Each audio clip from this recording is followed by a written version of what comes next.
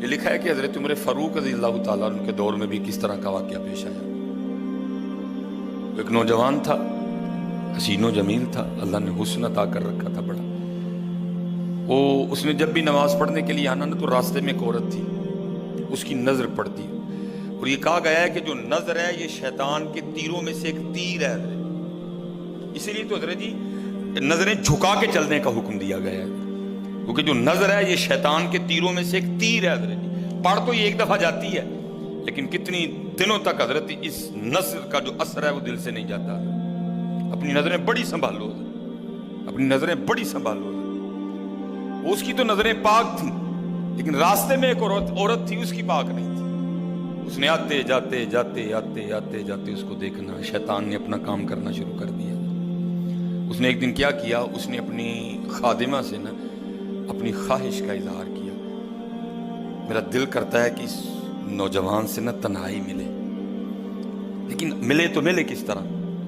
وہ جو خادمہ تھی ذرا پکی عمر کی تھی، اس نے کہا یہ تو کوئی مشکل کام نہیں ہے، آج ہی رات کو بات بنا دیتی۔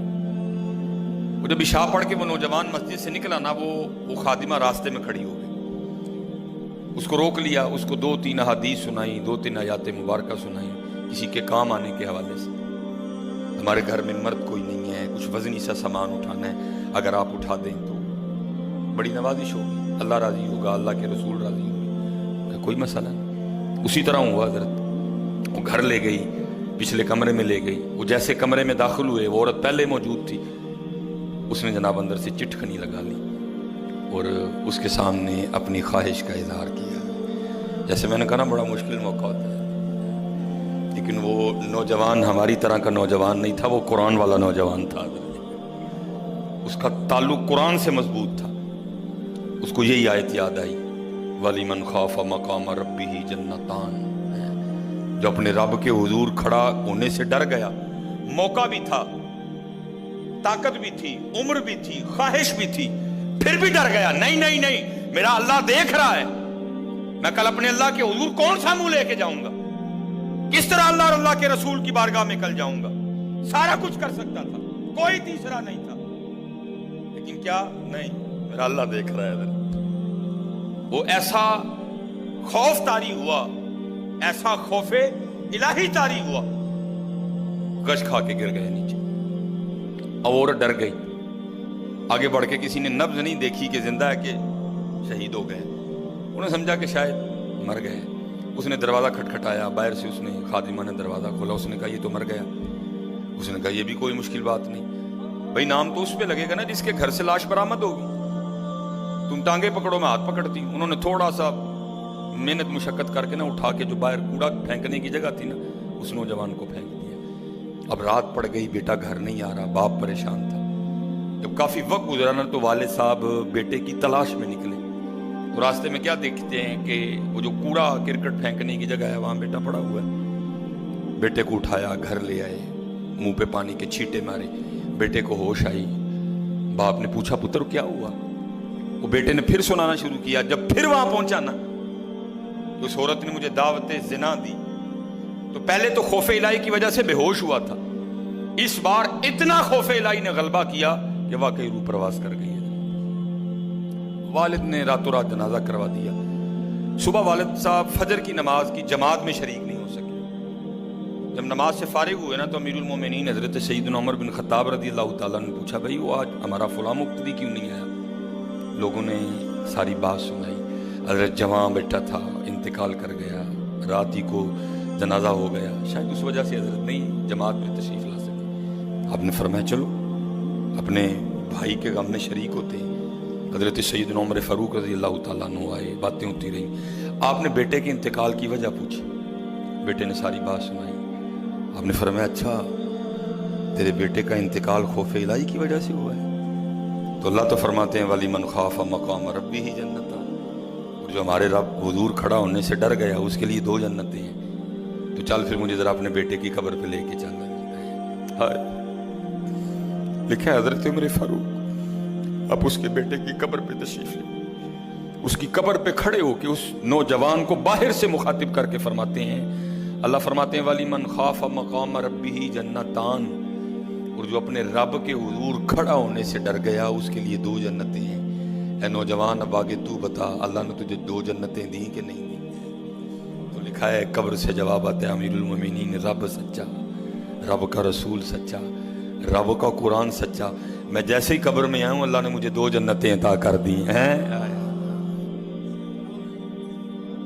بچو، اس سے بچو، اس دور کا سب سے بڑا فتنہ ہے، اس سے بچو، اور خود نہیں بچا جاتا، اپنے اللہ کے حضور بار بار گڑ گڑاؤ، یا اللہ سانو بچا لے۔ اور پھنسایا حضرت ہمیں انہوں نے اس طرح ہے، ہمارے معاشرے کو انہوں نے اس طرح کا بنا دیا ہے کہ یہاں زنا بالکل بری چیز نہیں سمجھی جا رہی، لوگ فخر سے بتاتے ہیں، اور یہ قرب قیامت کی نشانی ہے، لوگ گناہ کر کے فخریہ بتایا کریں۔ آج کا نوجوان فخریہ بتاتا ہے، میری اتنی گرل فرینڈز ہیں، آج کا نوجوان فخر سے بتاتا ہے، یہ قرب قیامت ہے، یہ نشانی ہے قیامت کی۔ لوگ گناہ کر کے ڈریں گے نہیں، بلکہ فخریہ بتایا کریں گے، ہاں جی میں یہ گناہ کر رہا ہوں، اور اتنی جگہ کر رہا ہوں میں یہ گناہ۔ لیکن کیا ہوگا، نیکی مشکل ہو جائے۔ آج حضرت جی آپ دوسرا نکاح کر لیں، اللہ سنت ہے، قرآن میں اللہ خود کہہ رہے ہیں فَإِن طَابَ لَكُم مِّنَ النِّسَاءِ مَثْنَىٰ وَثُلَاثَ وَرُبَاعَ۔ پہلے کی تو اللہ نے بات ہی نہیں کی، بات ہی دوسرے سے شروع ہو رہی ہے، مِّنَ النِّسَاءِ مَثْنَىٰ وَثُلَاثَ وَرُبَاعَ، پہلے کی بات ہی نہیں ہوئی، بات ہی دوسرے سے شروع ہو رہی ہے۔ جتنی مرضی گرل فرینڈ رکھ لیں، آپ کو کوئی برا نہیں سمجھے گا، بلکہ لوگ آپ کے جانے کے بعد بڑا خوش ہو گئے کہ یار بڑا رنگین مزاج آدمی ہے۔ لیکن حضرت آپ دوسرا نکاح کر لیں، اسی وقت آپ لوگوں کے کاغذوں میں 2 نمبر ہو جائیں گے، پیکے بھی ناراض، سونے بھی ناراض، پرا بھی ناراض، سالہ بھی ناراض، ہیں جی، چھوٹا بھی ناراض، بڑا بھی ناراض۔ یہ کیا ہے؟ یہ قرب قیامت ہے۔ گناہ اچھا ہو گیا، گناہ آسان ہو گیا، نیکی بری سمجھی جانے لگی، نیکی مشکل ہو گئی، اس لیے بچو حضرت۔ اس کا طریقہ جو ہمیں ہمارے بڑوں نے بتایا ہے یہی ہے حضرت جی، روز سرگی اٹھو تے اللہ دے حضور رو، یا اللہ جے دن چڑھے آئے تے تیرے فضل نہ چڑھے آئے، جے چاڑے تے پھر ساڑی حفاظت بھی فرمائیں گے، سانو بچا بھی لیں گے، ساڑی حفاظت بھی فرمائیں گے۔ تو حضرت جی دنیا تو 4 دن کی ہے، جا رہی ہے، کالے وال مسافر ہوئے، چٹیاں ڈیرے لائے، کالے وال مسافر ہوئے، چٹیاں ڈیرے لائے، ویکھ محمد بخشا موت سے نہیں آئے۔ اور حضرت جی اللہ سب کو اپنی حفاظت میں رکھے۔ اگر کوئی اس گناہ میں پھنسا ہوا ہے، اگر کوئی اس گناہ میں پھنسا ہوا ہے تو میں کہوں گا کہ توبہ کر لیں سارے حضرت، کیونکہ حضرت یہ وہ گناہ ہیں کر تو ہم رہے ہیں، لیکن اس کی سزا ہماری نسلوں کو بھگتنی پڑنی ہے، کیونکہ امام شافعی رحمۃ اللہ تعالی علیہ فرماتے ہیں زنا وہ قرض ہے جو لے تو رہا ہے لیکن چکائے گی تیری